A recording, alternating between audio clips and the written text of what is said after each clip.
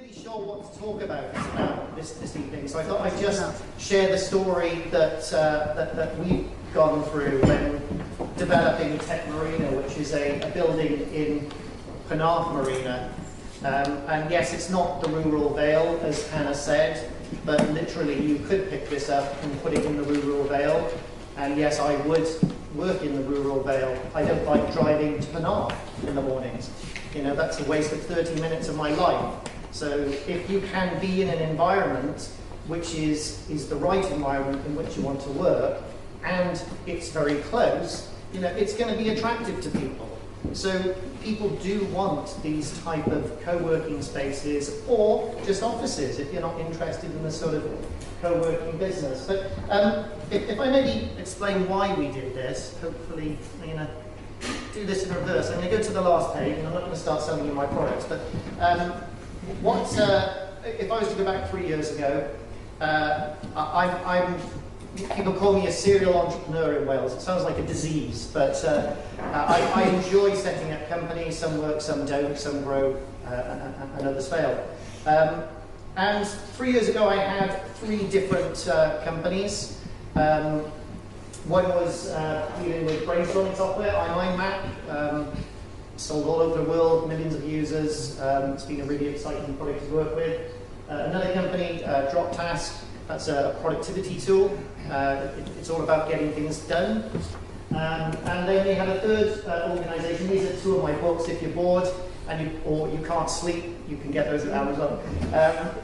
And we set up a training organisation because, as you can tell, the 2 software companies that I had were to do with creativity, brainstorming, productivity. So we thought, well, there's one thing selling the software, but actually let's create a training organisation to help people understand how to be more creative and how to turn creativity into a process. So that's resulted in us having over 1,000 facilitators around the world that work with everyone from royal families to people in education, just to help them become more creative. So 3 years ago, I was in Regis in Falcon Drive in Cardiff Bay.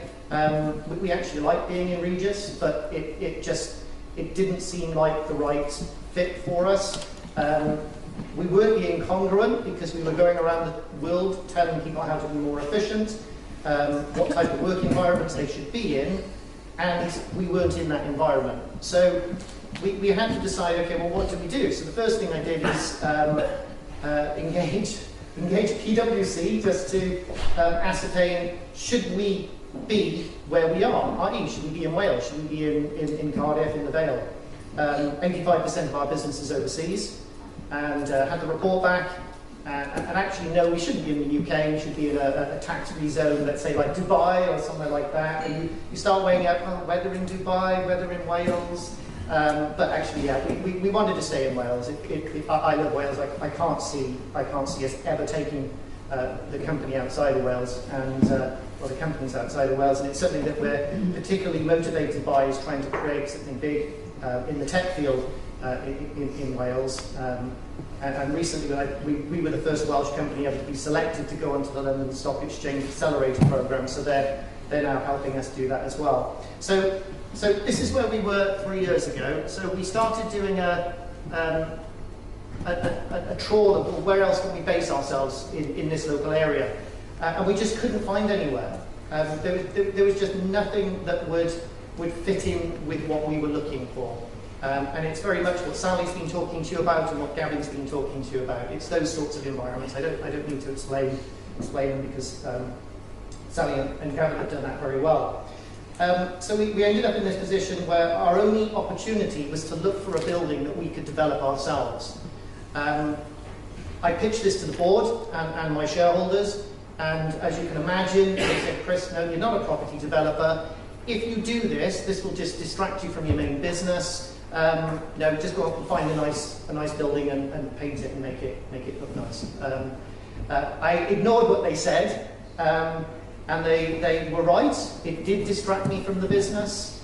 I wouldn't change it, and I'll explain why I wouldn't change it a little bit later on. When we first found Tec Marina, this is essentially all it was. It was a big, empty warehouse.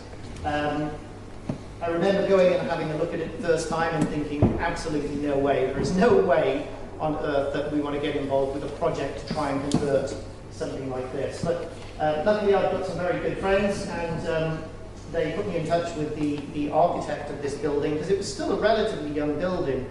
And I would recommend this to all of you that are thinking about converting a building or trying to find a building to convert.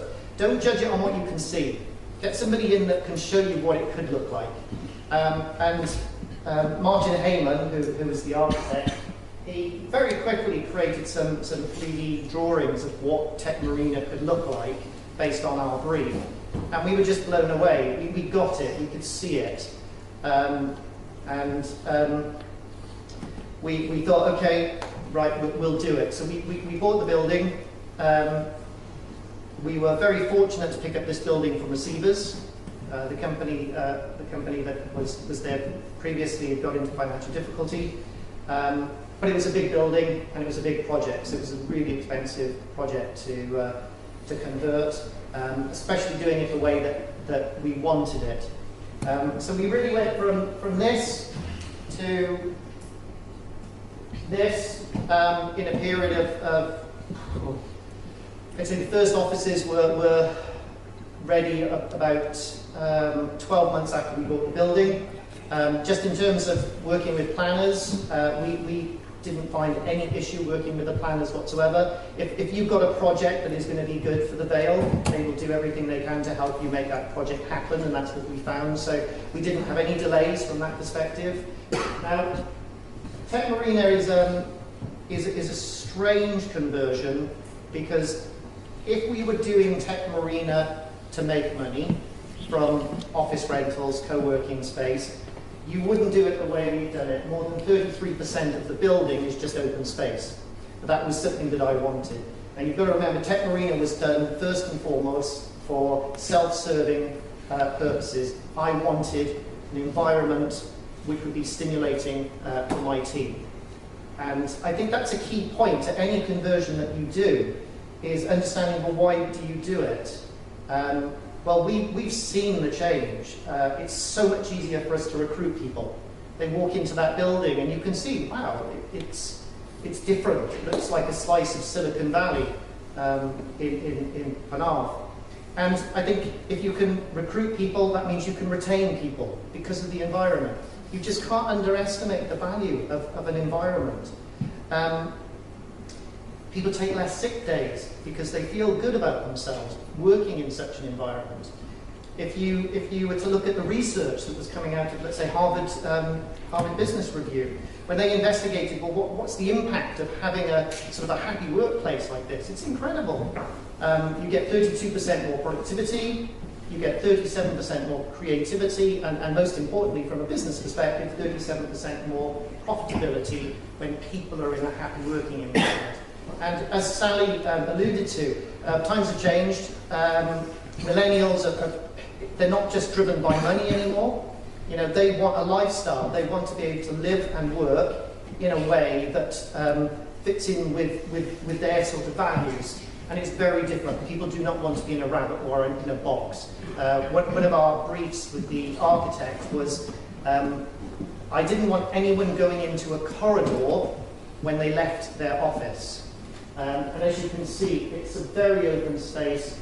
As Gavin said, lots of glass, because that opens everything out. With us, mainly office space rather than co-working space. We do have a small section for co-workers, and this is something that again, you might want to consider. Gavin is absolutely right. We've got 200 people in here, of which roughly 10% will be co-working. That 10% takes more work than the 90% that are just renting offices from us.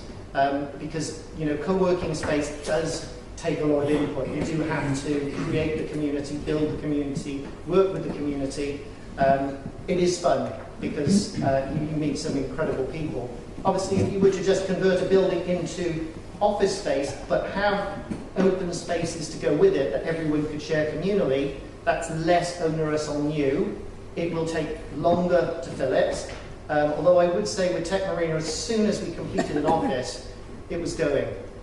So, you know, there's definitely a demand, there's no doubt. And, you know, if I were to look at some of the objections to Tec Marina, some people, yes, they want to be in the centre of Cardiff, and even Penarth is too far away from them. Well, that's fine.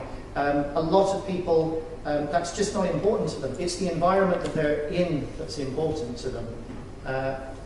When I talk about innovation, I often say to people, well, you know, when you're trying to solve a problem, you know, would you be better placed to do it wearing your pajamas or your business suit? And of course, if you're comfortable and you're relaxed, you're more likely to be efficient and productive, which is what we've tried to achieve with Tec Marina. Having things like games rooms, it might seem gimmicky, but games rooms are important. Sometimes when we're brainstorming, we find that the creative ideas come from when we relax, playing table tennis or playing snooker or foosball or ice hockey, air hockey, sorry, not ice hockey. We haven't got an ice hockey ring. So, you know, we wanted to make it quirky. Because we're in Tec Marina, we put a boat in there. That boat's nearly 100 years old. We built a boathouse, which is our meeting rooms at the back of the building. So it was all about making it a little bit more quirky than a normal building. Also making it a live-work type of building. So the gym that we put in, I remember having the conversations with the contractors. Chris, don't put a gym in there. No one will use the gym. They'll use it for a little bit, then they won't. But my feeling was, if you put a good gym in, yes, they will use it all the time, and they do. So we've got 5-star shower, 5-star changing rooms.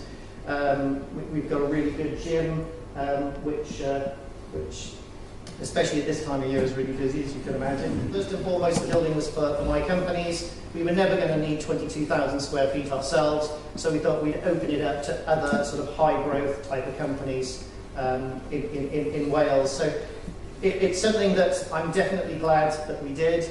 It was a nice touch recently when the architect that designed this with us actually took an office in the building, which I thought was quite nice, so he can showcase his own work. But Martin was brilliant. In terms of the conversion work, we got people in locally. Like I said, I was as green as they come when it comes to doing conversions. So I just took recommendations. I would say there was two firms from Barry and one firm from Cardiff that did all of the work. Yes, we went out to the bigger companies to get quotes from them. But it wasn't necessary. You didn't need to spend what they wanted to do all in one packages. There are people here in this area that can do it for you. Internet is an issue. If you're going to create a space like this and you haven't got good internet, forget it. Just forget it. You know, I live just outside of Barry, and we struggle to get 2 megabits per second, and I think this is archaic. Some of my Polish team, they have over a gigabit coming into their home. Now we've got a gigabit coming into Tec Marina, and we've got 2 pipes coming in for resilience. I don't think you need to go that far when you're doing it, but just don't underestimate the cost of the internet. Just make sure that, you know, what you've got would be what the market demands, because if you haven't got it, it's a non-starter. Would I do more of this type of thing in the Vale if interesting properties came up? Yeah, absolutely. I'd love doing it. I love the building. When I go into it in the morning, it feels special. It does. I like it. It makes me feel good. And you know, you can't underestimate what that means to people that work there. And anyone that's in business will always say to you, well, you know, it's the people that are the most important thing in your business, and yet then they stick them in a cardboard pokey box somewhere, and it's not right. It's not right. So yeah, definitely, if you're thinking of doing it, go for it. Thank you.